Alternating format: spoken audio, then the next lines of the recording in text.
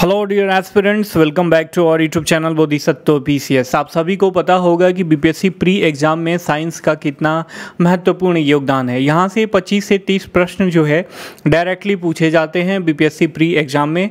तो यह खुद में एक बहुत बड़ा जो है इम्पोर्टेंट सेक्शन है, आपको एग्ज़ाम पास करवाने में बहुत बड़ी भूमिका निभाता है। लेकिन बच्चों के मन में ये डिलेमा होती है मैक्सिमम की साइंस को कैसे तैयार करें, लास्ट मोमेंट में कैसे टैकल करें कि हम मैक्सिमम क्वेश्चन जो है सही कर सकें। तो माय डियर फ्रेंड, आप जो भी समय मेरे साथ व्यतीत करने वाले हो और इसको यदि जो भी मैं बताने वाला हूँ ढंग से उसे फॉलो किया तो आप 95% क्वेश्चन जो है 95+ % जो है साइंस के क्वेश्चन आप एग्जाम में सही कर लोगे। तो चलिए शुरू करते हैं बिना किसी समय गंवाए। शुरू करने से पहले आपसे रिक्वेस्ट है, यदि चैनल पे नए हैं तो चैनल को सब्सक्राइब करके बेल का आइकन दबा देना ताकि कोई भी लेटेस्ट नोटिफिकेशन आप तक आसानी से पहुंच सके। देखिए, सबसे पहले मैं बात करना चाहूँगा प्रीवियस ईयर क्वेश्चंस की। बिना हम फिजिक्स, केमिस्ट्री और बायोलॉजी के बारे में और एनसीईआरटी के टॉपिक्स के बारे में जो आपको पढ़ना ही पढ़ना चाहिए उसके बारे में चर्चा करने से पहले मैं आपको बताना चाहूँगा कि प्रीवियस ईयर क्वेश्चन काफ़ी इंपॉर्टेंट होता है। एक तो इसे आपको बीपीएससी का मूड पता चलता है कि बीपीएससी साइंस से रिलेटेड किस तरीके का क्वेश्चन पूछता है, और इसके साथ साथ बहुत सारे क्वेश्चन जो हैं सेम टू सेम रिपीट हो जाते हैं तो आपको फ़ायदा मिल जाता है। ठीक है, तो प्रीवियस ईयर क्वेश्चन जरूर लगाएं, ये मेरा आपसे विनम्र निवेदन है। हर एक सब्जेक्ट का, not only for science I am talking about, हर एक सब्जेक्ट का प्रीवियस ईयर क्वेश्चन जरूर लगाएं। एक एक क्वेश्चन आपको याद होना चाहिए। अब बात आ जाती है, चूँकि साइंस 3 पार्टों से मिलके बनता है, फिजिक्स, केमिस्ट्री और बायोलॉजी से मिलके, जिससे क्वेश्चन पूछे जाते हैं मैक्सिमम।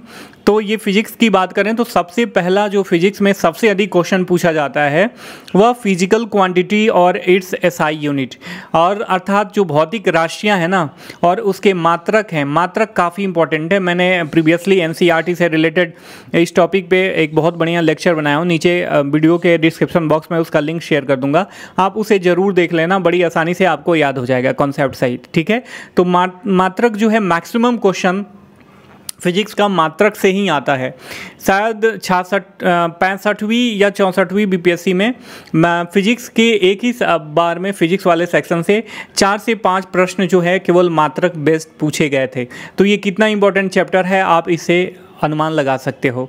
उसके बाद आपको हीट और इलेक्ट्रिसिटी वाला चैप्टर पढ़ना है, और सबसे ज़रूरी ये होता है कि कोई भी आप चैप्टर पढ़ो ना तो उसका अनुप्रयोग देखो, अनुप्रयोग अर्थात एप्लीकेशन देखो कि उसका क्या हमारे दैनिक जीवन में क्या उसका यूज है। ये सारी चीज़ें आप देखोगे, क्योंकि अभी हाल ही में जो 67वीं बीपीएससी प्री एग्ज़ाम हुआ था और कैंसिल हो गया, उसमें मैक्सिमम क्वेश्चन जो है डेली लाइफ पे बेस्ट पूछे गए थे कि ये होगा तो कैसे हो सकता है, फ्रिज का दरवाज़ा खुला छोड़ दें, हालांकि सबको पता है तो क्या होगा, पानी से लबालब भरे ग्लास में एक बर्फ़ का टुकड़ा तैर रहा है, वह यदि पिघल जाए तो पानी के स्तर पे क्या बदलाव आएगा। ये सारी चीज़ें पूछी गई थी। ठीक है, तो इस चीज़ को ध्यान में रखना। उसके बाद रेडियो एक्टिविटी, यहाँ से भी प्रश्न कभी कभी पूछ देता है, 1-2 प्रश्न। उसके बाद प्रकाश जो है इंपॉर्टेंट सेक्शन है फिजिक्स का, यहाँ से 1-2 प्रश्न हमेशा पूछता है, तो आप इसे ध्यान रखना। ठीक है, और उसमें सबसे अधिक जो नेत्र से रिलेटेड ये वाला चैप्टर है ना कि कौन से रोग में कौन सा लेंस लगाया जाता है, ये आप याद कर लेना, काफ़ी इंपॉर्टेंट है। और इतना यदि आपने ढंग से पढ़ लिया तो आपका फिजिक्स का 100% क्वेश्चन आप आराम से सही कर लोगे। ठीक है, अब देख लेते हैं केमिस्ट्री। केमिस्ट्री काफ़ी इंपॉर्टेंट इसका सेगमेंट है, इसका पार्ट है। केमिस्ट्री में भी जो सबसे इंपॉर्टेंट चैप्टर है वह है मैटर्स एंड इट्स नेचर, काफ़ी इंपॉर्टेंट है, तो इसे पढ़ लेना।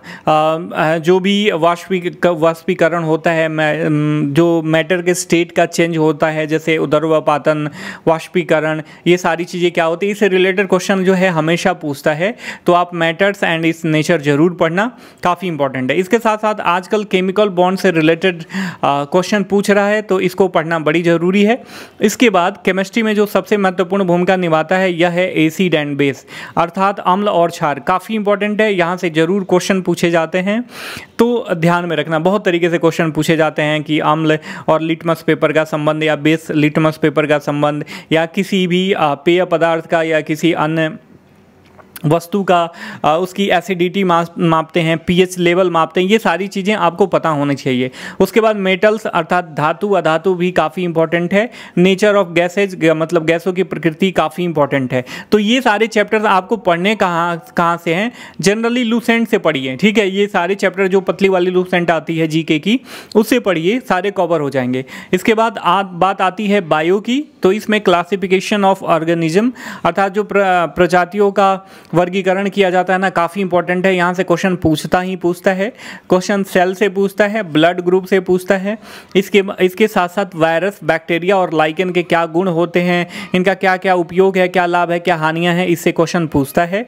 कोल्ड ब्लडेड और वार्म ब्लडेड एनिमल्स के बारे में पूछता है कि फलाना एनिमल जो है कोल्ड ब्लडेड है या वार्म ब्लडेड है, ऐसा क्वेश्चन पूछ देता है कभी कभी। तो इस टॉपिक को ध्यान से पढ़ लेना। डाइजेस्टिव सिस्टम भी, ह्यूमन का डाइजेस्टिव सिस्टम काफ़ी इंपॉर्टेंट है। यहाँ से जो है क्वेश्चन अराइज होता है, तो ध्यान से पढ़ना।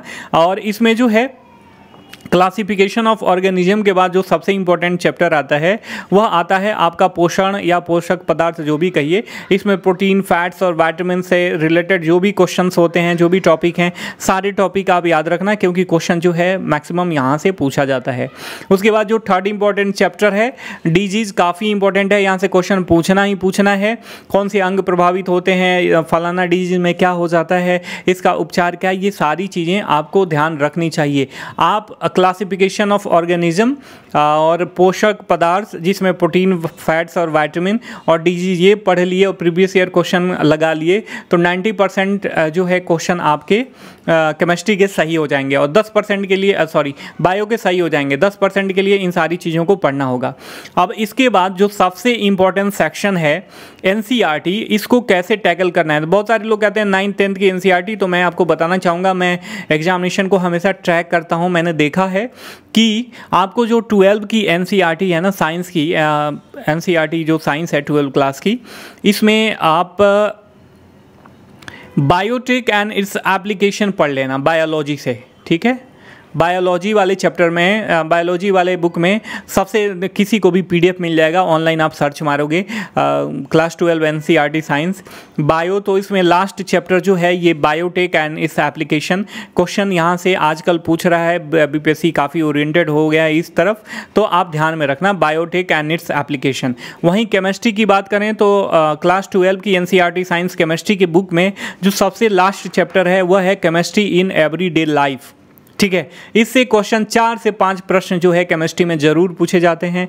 तो आप इन दोनों चैप्टर्स को ज़रूर पढ़ना, ताकि जो है आपका कम समय में अधिक से अधिक इसका यूटिलाइजेशन कर सको और ज़्यादा से ज़्यादा आपका मेहनत जो है वो प्रोडक्टिव हो। अर्थात कहने का मतलब आप एग्ज़ाम में ज़्यादा से ज़्यादा क्वेश्चन सही कर सको। मैं इतनी गारंटी देना चाहूँगा कि कम से कम ये चैप्टर्स और प्रीवियस ईयर क्वेश्चन आप लगा के जाओगे ना, तो आपका जो है 95% क्वेश्चन जो है, प्लस में भी क्वेश्चन मान लीजिए 30% क्वेश्चन पूछता है ना, तो 30 क्वेश्चन यदि पूछता है तो इसमें 27 से 28 क्वेश्चन जो है आप आराम से सही कर लोगे माय डियर फ्रेंड, ठीक है। तो अपने आप को कूल डाउन रखिए। एग्ज़ाम कब होगा कब नहीं होगा इसको ध्यान में न रखते हुए 21 को ही लास्ट डेट मान के प्रिपरेशन करते रहिए। आई होप कि एग्ज़ाम को लेके सही निर्णय जल्द से जल्द आयोग के द्वारा लिया जाएगा माय डियर फ्रेंड। हम फिर मिलेंगे, तब तक के लिए साइनिंग ऑफ, टेक केयर, जय हिंद, जय भारत।